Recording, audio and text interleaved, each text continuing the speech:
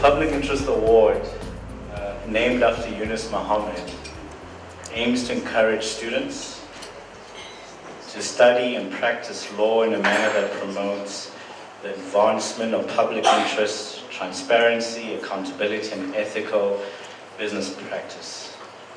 We're partnered with Judge Daya Pillay and her colleagues in something we think is at the cusp of answering a lot of issues relating to governance and values. You know, I was thinking that in the light of the recent and ongoing commissions of inquiry, I believe that South Africans are really hungry and desperate for institutions of leadership, of government, as well as businesses that honor public interest. I thought I should leave you with a few questions that YM would ask all of us. Question number one. What path are we taking our country? And whose responsibility is it? Is it mine? Is it yours? Or is it other people? Do we all have the courage to lead and pull back our institutions to respond to the hard realities we face in this country? Or are we wholly owned by our institutions to a point that we cannot challenge them or pull them back to respond to the hard realities of inequality we face in South Africa? As people in this room, as people with access to privilege and power, are we fully present in leading our institutions? Or are we powerless in pulling them back compared to the leaders who were truly committed to the struggle, who fought with a system that was far larger and dangerous for the sole purpose of building a just and equal society? I hope that the Yunus Mahomed Award will help to give the work a wider platform, and in doing so, allow more people to engage, learn, and address the ways which society is largely built on systems that exclude people, often in violent ways, based on their gender, race, sex, sexual orientation, and disability. I think we must ask ourselves whether we're being selfish instead of selfless. Are we building a society based on personal interest rather than on public interest? As a society, we must engage in these questions directly and honestly, and it is my hope that the panel discussion will certainly do this.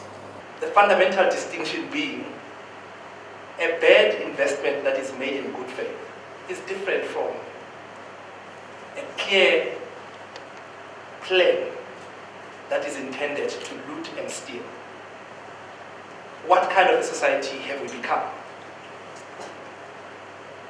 The last issue,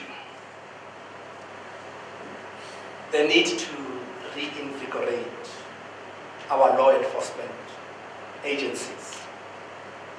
At the heart of inquiries or commissions of inquiries lies the criticism that money is spent but nothing happens. Nothing ever happens to the perpetrators. And we of course lose sight of the fact that the cancer in the form of capture happened through many legs and aspects of our society. And that's what we lacking now, is an alignment between personal interest and public interest. I think we need to start thinking about, as business, what is our role going to be in social cohesion?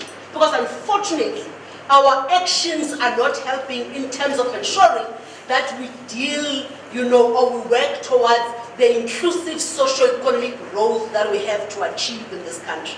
So I think my role here as business is probably maybe to be held accountable about what we as business are bringing to the table in terms of ensuring that indeed we are dealing, with advancing the morality and the ethics and public interest. Because if I look at our actions, never mind the 300 and whatever years, just in the past 25 years, unfortunately our actions are not saying that as business will get it. When you read, people tend to think morality and ethics are religious things.